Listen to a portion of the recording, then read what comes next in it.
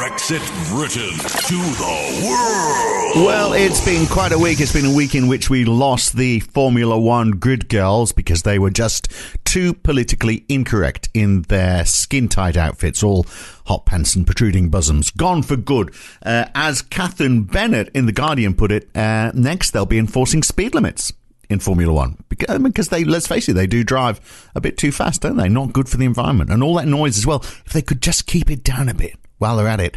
Benny Ecclestone's not happy. Formula One driver. He said he can't see how a good-looking girl standing with a driver and a number in front of a Formula One car can be offensive to anybody. Well, unless you're not a good-looking girl yourself, I guess. And maybe that's it. Maybe we should employ less attractive Formula One girls, or just phase out good-looking girls by putting in the odd one who's not so good-looking until we really don't see the point of them being there at all because they're not even worth looking at. Maybe that's it. We phase it in over a period of years, or maybe put the odd dumpy bloke in there as well. Or maybe we should employ lollipop ladies. They have the association with cars already. They're used to working around vehicles. Get lollipop ladies to stand there. And I mean, the thing is, what do the Formula One grid girls do? At least with the lollipop lady, useful function. They could be there at the start line when the lollipop swings around to the green side. They're off. And there we are. A good reason for having a woman in a job doing something that is functionary rather than just standing there looking pretty. And the Formula One girls, because we don't want them to be unemployed, obviously they can go and work at the school crossings, go and patrol the school crossings. That'll get the kids to class on time. And more dads doing school drop-offs as well. Everybody wins in that scenario. So, there's a solution. There we are. There's always, if you think about it, whatever the problem is, there's always a solution. And we're happy to try and explore it all on Balls Radio. It's just taken a couple of minutes to arrive at that one. And then we're losing walk-on ladies at the darts. Now, this is a bit pointless, isn't it, really? The women who walk alongside the darts player, it's as though the darts players can't find their own way out. Or maybe they're just so fat and blubbery, some of them, they just need someone to help them on the stairs. I'm not sure. But otherwise, I mean, and to be honest, in darts, they don't need to look that good, do they, really? Standing alongside a darts player, I mean, they can have a few extra pounds, and it's all relative. No one's going to notice. I don't know, maybe there's quite a lot of women now whose job, by and large, is to look good, which, I'll admit, that is demeaning, isn't it? I mean, but a lot of jobs are demeaning. Some people would say it's demeaning to serve people in a shop because you are serving people. That in itself could be seen as being demeaning, perhaps more demeaning than standing around looking pretty. Cleaning out toilets. That's demeaning. Dealing with other people's, selling door to door. They're all demeaning jobs. Doing a shift on BBC local radio. Sometimes people have to make compromises. Sometimes jobs are demeaning, but women doing these jobs where all they do is stand around and look good, they must be a little concerned now because of this new wave of political correctness. Are they going to lose their jobs? Are they going to have to do something else where they can't just stand around looking pretty? They'll still be pretty, but they won't be able to stand around. They might have to do some real work. Rachel Riley from Countdown. She must be losing a lot of sleep now because she stands around looking pretty. She is like the TV game show equivalent. And all the game shows on TV, since time immemorial have always had a woman who's there basically just like Anthea Turner. Give us a 12, Anthea, give us a 12, good game. A sign of the times that they have to go. So Rachel Riley from Countdown, I mean, she has the looks and the brain. And she is performing a bit of a function, because she's doing all the mathematics and she's pretty smart. But to be honest, you could get some fat bloke who's good at maths in a short skirt. That wouldn't be sexist, would it? Maybe we need to do that. A surprise headline in the papers, by the way, in this last week. MPs vote to leave Westminster for urgent 6-year restoration. Really? MPs vote to leave Westminster for urgent 6-year restoration. How many MPs are going to be restored and why is it taking so long? Well, it might take a bit longer in Anne Widdecombe's case. But generally, a six-year restoration, what are they going to do to all these MPs? Although, of course, Anne Widdecombe enjoying a resurgence of popularity. Well, I say resurgence, which implies that, there was ever a wave of popularity. But she's, become popular because she came second in Celebrity Big Brother. Now, talk about demeaning jobs. That's going to be one. But she was beaten I love the fact she was beaten in first place by a drag queen who hated Anne Widdecombe. But again, I do worry about drag queens forced to wear suggestive clothing. It's very demeaning to them. I think drag queens should be forced to cover up. I mean, obviously they are cajoled by society's pressure into wearing skimpy attire for the satisfaction of men, largely gay men, but still men. It is societal pressure which is forcing these drag queens to do this. And they should be forced to dress like Anne Widdecombe in this new era of political correctness. What do you reckon? I reckon probably the boundaries of political correctness. I suspect somehow, unknowingly, I've crossed over them just in the first 6 or 7 minutes of this podcast. So let's quickly move on to a new feature, which is called How to Be Like Nigel Farage.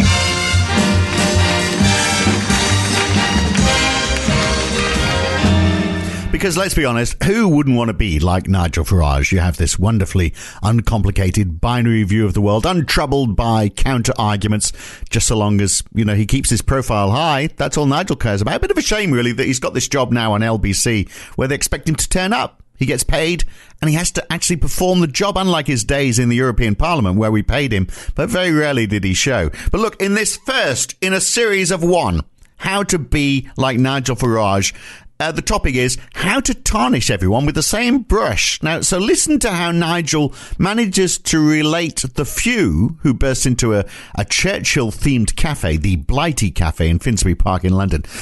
He managed to tarnish all of them. Well, actually, they burst in. Let's listen to what they had to say, first of all. They burst in claiming Churchill was a racist. So here's what they said. You will never make colonialism palatable. We demand that. To the owner of the cafe, apologise to the local community for their poorly thought and insensitive branding and promptly change it from the menu to the aesthetics and decor of the cafe. To the customer, we ask you that you boycott this cafe until they take the concerns of the community seriously. It is our duty to fight for our freedom. It is our duty to fight for our freedom. It is our duty to win. It is our duty to win. We must love and support each other. We must love and support each other. We have nothing to lose but our change. We have nothing to lose but our change. It is our duty to fight for... You get the idea. Churchill was a racist. I have to say, I just love English protesters. They're so eloquent, aren't they? The opening line of these 14 young people, and obviously they are reading this very carefully from a script that they'd prepared, probably spent days thinking through, but their opening line was, "We cannot accept the unashamed colonial and gentrifying presence of this cafe." To which the less edifying response in the Daily Express was that they were a pig-ignorant gang who terrorised the Churchill Cafe, a gang terrorising people. They look to me like 14 kids in their early 20s, possibly in their late teens, in beanies, wearing jackets and no balaclavas, reading from a script. Hardly a gang, hardly terrorising, but hey, that's the Daily Express. I mean, people must have been diving under their tables for fear of being hit over the head with a piece of well-rehearsed, partially reasoned debate. Because let's face it, I mean, there is a bit of a reasoned debate here. The whole thing, it is a storm in a teacup, isn't it? It's a storm in a weekly brewed English breakfast teacup. 14 uni kids, I suspect they're uni kids anyway, who really probably just wanted to tilt the balance of opinion about Winston Churchill because, and for no other reason, there's a movie out at the moment which is portraying him as a bit of an absolute hero, when there were clearly severe flaws in his character. But he did help us win the war. We have to be thankful for that. But he did say things that today he would be thrown out of public office for. And most people, I don't think, recognise that. In 1937, for example, there was an inquiry, I think it was into the plight of the Palestinian people, and he said, he refused to admit that there was anything wrong with what had been done to American Red Indians or Aborigines in Australia, and I guess therefore to the Palestinians in the Middle East. He said because a stronger race, a higher grade race, a more worldly wise race, he's talking white people here, had come in and taken their place. Perhaps a little bit racist, a touch of Darwinian theory that whites are supreme. So yes, Winston Churchill, by the sounds of it, was, a bit of your white supremacist. So maybe they've got a point. But he did help Britain win the war on the other side. And perhaps without him, we'd all be speaking German now, which would be a big problem for me because I'm crap at foreign languages. But at least on the positive side, we wouldn't be wasting all our time talking about Brexit because we'd all be German. So what's all this got to do with Nigel Farage? Well, remember how racists do a great job of basically tarnishing everyone with the same brush. So, the logic is very simple, isn't it? Some terrorists are Muslim, therefore all Muslims are terrorists, or at least, stand a good chance of being. Some Christians are terrorists, but they're just a small minority and probably there because they were provoked by Muslims. That's the sort of argument. So let's have a listen to how Nigel Farage does it. Let's learn from the master, because he's basically saying here, some young people are anti-Churchill.